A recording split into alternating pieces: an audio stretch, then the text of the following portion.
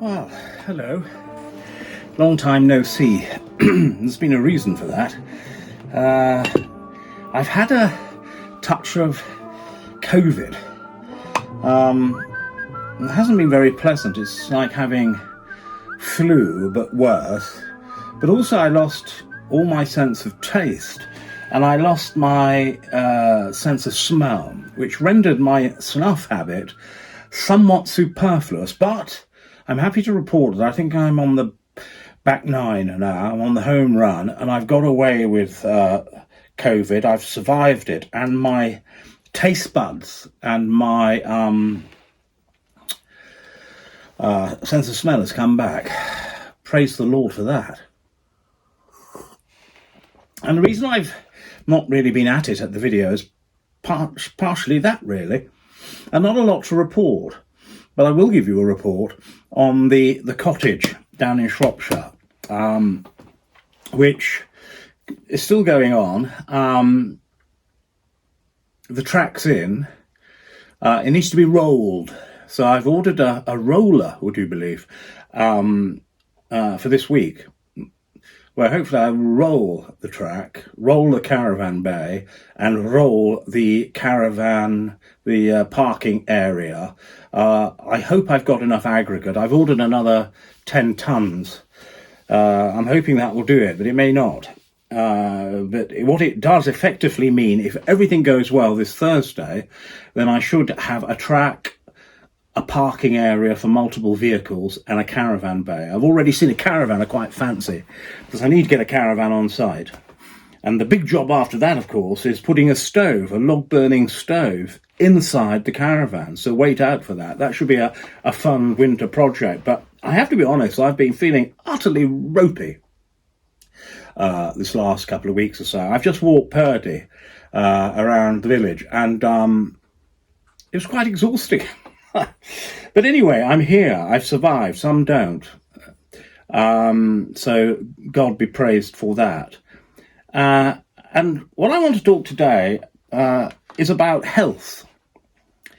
Because we take our health for granted. And when you get something like COVID, what happens is you appreciate one's health and strength. It's interesting, isn't it, that those two words go together often. One's health and strength. I lost my health and strength. I regained my health and my strength. Because what I've realised through this COVID, and I very rarely get ill, I enjoy the rudest of health normally, is that when you're that weak, I was as weak as a kitten, you have no strength. I had no health and I had no strength. So even the most simple tasks become quite difficult. I had to put a new, do you know those electric blankets? My electric blanket, I think I've had for something like 25 years or more. So I thought it's probably about time I replaced it. And I did, with a nice double mattress electric blanket. And I felt like I'd run the marathon, the 4-minute mile even, just putting that on. Because it had to be tied and the mattress had to be, I think strings had to go under it and all the rest of it. And by the end of it, I was breathing very heavily. So even a simple task like that was difficult. Now, what I really want to talk about, therefore, is one's health. And I have actually, many of you won't believe it, but I haven't had a drink now for over 30 days. I'm probably on about day 32, so it's a good month. And I just wanted to really talk about how that is and how that's impacted also, what with COVID and everything else, and what the benefits or the negatives have been in not drinking. And any of you that know me will know that I drink regimental quantities of red wine, prodigious amounts of whiskey, and generally, I've not felt any ill effects, particularly, although it can't be doing one any good. Now, the reason I've looked into all of this and decided to have a crack at not drinking, and by the way, I'm not saying this is for everybody. I mean, some people quite happily drink and can continue to drink and enjoy their libation of an evening. But because of this business, which has been reinforced by the message of COVID about one's health and strength, I realised that this task at my time in life, with doing up the cottage in Shropshire requires a certain degree of energy and alertness. And what I therefore prioritised was my health. I thought, as I've learned over the COVID, that, without health and without strength, you have nothing. So in other words, you could have all the money in the world, you can have the nicest properties in the world, the nicest clothes in the world, you can have the nicest marriage in the world, you can have the nicest church in the world, you can have many things. But if you do not have your health and strength, basically, they all are rendered somewhat useless to a certain extent. So, with that in mind, I thought that it might be wise to prioritise my health. So 30 odd days ago, I thought, hang it all, it's a Monday, I shall give up booze. And I was slightly worried about it because, I'm a regular drinker, and I like that kind of feeling of euphoria in the evening when you have that first nogging or two of wine and it just takes the edge off the day. It separates the day from the evening, and that's one of the reasons I did it. I liked it. It was like a marker. You could say, right, that was the daytime when I'm doing stuff, and now this is the evening where I'm not going to do stuff. And I'm going to kick back and relax, and it's all about just food and being warmed by my log fire and reading improving books. Anyway, so I was slightly concerned about how this would affect me. And I have to say, the first week is not easy. Because come the witching hour, there I would be, gulping at my bottle of whiskey here, or my bottle of wine. I've drunk all the wine, I've still got whiskey left, which I've been using in fruitcakes. I've been baking. I've never baked in my life. And I made a cake the other day, and it came out like Christmas pudding, but I left it for a while, and then it solidified and became a beautiful cake in the end. So I thought, well, I'm going to run with this and make cakes. Anyway, so the whiskey is useful for that. I'm not throwing it down the sink like many alcoholics do. Now, I don't know whether I'm an alcoholic or not, but I know that I drink prodigious amounts on a regular basis and have done for most of my life. And anyway, so I decided to sort of give it up, because I wanted to promote health, and I wasn't sure whether it would promote health or not. And there have been all sorts of interesting things. The first week was a nightmare, because something you enjoy doing is suddenly gone. So in other words, a habit has disappeared. And therefore the serotonin or the dopamine hit that I'm used to at the witching hour was suddenly absent. I had nothing to replace it with. So I'm just sitting there drumming my fingers and feeling a little bit tetchy and a little bit bored. Anyway, that sort of passes after a week or so. But on the upside, I noticed a number of things, and I'll just mention them, and I'm sure some of you already know them. I became less bloated, because what happens is when you drink a lot, your body thinks it's dehydrated, so it hangs on to any kind of fluid in the body. And you can't quite see, but my tummy has been massively reduced, and my belt size has shrunk by 3 notches, and that's just in a month of not drinking, because I think my body is retaining all of that fluid, and doesn't want to give it up. But once you stop drinking for a while and you start to continue to hydrate, your body says, oh, I got plenty of water now. And so it sort of jettisons it all. And so your face becomes less pudgy, and your bloating goes down, and your complexion becomes clearer. And so that was an immediate gain.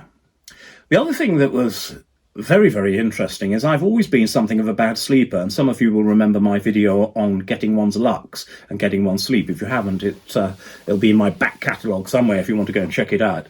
But I've always been a problem sleeper, but I never really quite related it to drinking, and some people do drink to drop off. Now, so what happened was I sort of gave up, as I say, and what I noticed was I was going to bed earlier. Now, that might have been just sheer boredom, because when I used to drink, I could stay up all night. I get loads of energy, and I'd be into whatever I'm doing, and I'd be awake for hours and hours and go to bed quite late. And of course, then you're groggy and a bit tired the next day. So you compensate by having a nap or something, which means you're not tired the following evening. And so the vicious circle goes on. But the vicious circle also goes on with this dopamine hit, because the thing is, what happens is with dopamine, or alcohol-induced dopamine, is that when you have that first glass of wine, and why people seem to enjoy it so much, and that second or third, is that you have an immediate reduction in your anxiety. So you relax, you decompress, you go, all is right with the world. But the problem with alcohol, of course, is it then creates an anxiety deficit. So once that wears off, you get extremely anxious again, more than you would without alcohol. And so you then drink the following night a couple of glasses or whatever to go, and the anxiety's gone again. And that provides a sort of vicious circle of anxiety, drink to get rid of it. That induces more anxiety, which you have to take another drink in the next 24 hours for it to decompress again. So you have this circle. And at the time, of course, you don't know this. You just think this is just fairly normal, isn't it? But then what happens after a while is, within a week or so, you don't feel that anxiety in the evenings, and you don't feel you need drink to decompress or deal with anything. So therefore you don't get a created anxiety commuted into the next day. You break that cycle. But as I say, with the sleeping as well, what I noticed was, out of sheer bloody boredom or whatever, one ends up going to bed much earlier and dropping off much quicker, which was interesting. And the other interesting thing was, I used to be one for getting up in the middle of the night, constantly going to the loo. And that sort of stopped. I think, if I get up once, that's quite something now. But sometimes I don't even get up once. I will sleep right through. Right through for me means probably a straight 6 hours or something like that. And so what I found was I was going to bed earlier. Because I'm going to bed earlier and dropping off quicker, I would then wake up earlier. So I've been getting up. Initially, I was getting up like 4 a.m, would you believe?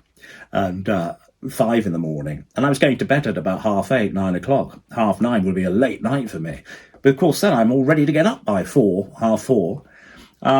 It's now regulated to the point where I'm trying to be in bed by about 9:30, reading till about 10 if I can. I normally drop off before then.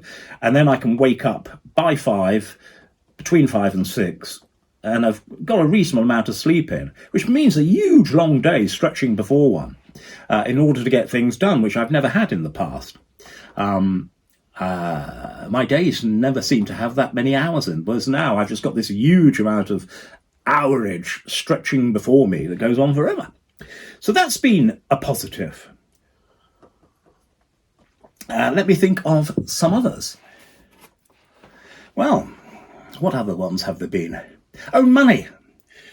In the 30-odd days or so, I have conservatively worked out that I've saved something in the region of £430. That's a lot of money to be spending out every month on something that's maybe not even good for you. Again, I'm not being pejorative. If you want to crack on with drink, it is one of life's blessings, if you experience it as such. And I'm not saying also that I'm going to carry on this experiment forever. But 430 quid, I've just had my electricity bill, and you'll all have experienced this, they've gone up unbelievably, especially since they've taken the government subsidy away. I've gone through the ceiling. But, £430, more than covers that, probably covers it twice. And therefore, that's quite a lot of money that you can spend on tools for the renovation project. You can spend it on a number of interesting things. All my money gets diverted into the cottage in Shropshire and doing it up. And one needs one's pennies. I've got to buy a caravan soon, and then I've got to get a wood-burning stove, and I've had to buy the tools. I did that today. I bought some tools to get the wood-burning stove in. You need all sorts of clever little tools. Just cut into metal and make templates and do all sorts of stuff. So let's just summarise so far. Much deeper sleep, earlier sleep, getting up in the mornings, more productive hours during the day, more spare cash, less bloating, better complexion, and so it goes on. And also, I'm not poisoning myself. When you put ethanol into your system, everything in your body has to fight it. And it gets formed into another chemical. It's not formaldehyde, it's some other thing that the body converts ethanol in so that the body can cope with it. But then that leaches through the wall in your stomach, into your bloodstream. It gets into every cell. It kind of knackers your liver and kidneys and other things. But it enters into every sort of cell. It's no wonder we feel a bit groggy and a bit run down and lacking energy, because we're fighting this poison in our systems. And it does really make you wonder, when you add it all up, why we do it. But we do it, don't we? And so that's a warning and also a health benefit. So they all add up, all those sort of benefits of giving up drinking. And what are the downsides? Well, as I say, you've got to face this ghastly sort of anxiety initially. And many of the sort of maybe suppressed memories or suppressed feelings that one has in one's life and subconscious, they all start coming to the fore, and you have to deal with them head on with rapier-like clarity. You can't hide under a blanket of feel-good dopamine induced by alcohol. You have to deal with whatever's there. It could be heartbreak, it could be disappointment, all sorts of repressed feelings will come up. And they have to be sort of dealt with. So it can be quite teary. It can be quite a challenge, But I'm glad to say I think I've come through that bit. You do get tetchy and you do get listless and restless, as I say initially. So that's a sort of a downside. Are there any other downsides? Not really. I've yet to put it to the test socially. Some people like to have a drink to break the ice when they're out socialising. I'm quite a gregarious individual and quite confident, so generally I don't need drink in order to relate to other people in party circumstances, but I'm beyond going to parties now, and I don't really go to the pub. So it's very limited. The only things I've been sort of invited to lately are harvest suppers. And so, low stress, really. So those are some of my experiences. I don't know whether any of them renovate. See, this is the other problem. You can't think straight. You get dementia or premature senility. Not renovate. Reverberate, maybe, even. Or resonate, even, with you. I've got renovation on the brain with the cottage. So, not much to show you, really, today in terms of doing up my cottage, but just a general chat about my health and what I'm doing. I mean, it was all kind of coming together at the same time, because in the same month I gave up booze. The clocks, did they go back or forward? Whatever they did made one tireder in the evening an hour earlier. You do the maths, I can't do maths. And then on top of that, COVID. So all of those have conspired to absolutely give me a new regime in life. But it's quite good. I've always admired those people, haven't you? Who say, oh, I'm an early riser. And I thought, oh boy, I wish I could be an early riser. But I've actually managed to become an early riser, almost by accident. All those people who I admire for getting up at 4 a.m. or 5 a.m, I've sort of joined their ranks inadvertently. So it's been an interesting month. I will continue to report back about my experiences of not drinking. As I say, I've not made it a huge plan. I've given up in the past and I've always sort of started again. We'll just have to play this one as it goes along. But with all the work I've got to do down in Shropshire, I may have to crack on with this sobriety for a bit longer. But anyway, if you're struggling with drink or sleep, or do put a line in the comments and tell me what your experiences have been, or any tips to crack on with this new regime.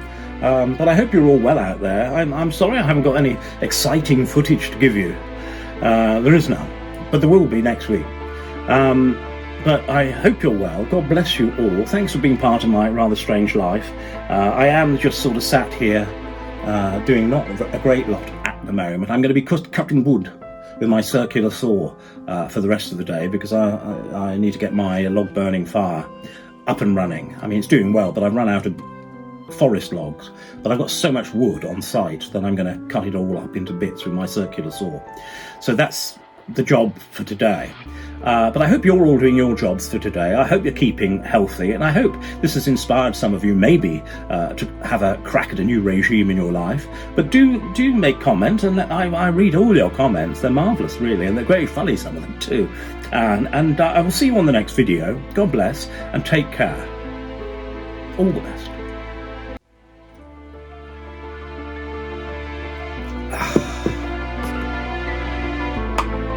Oh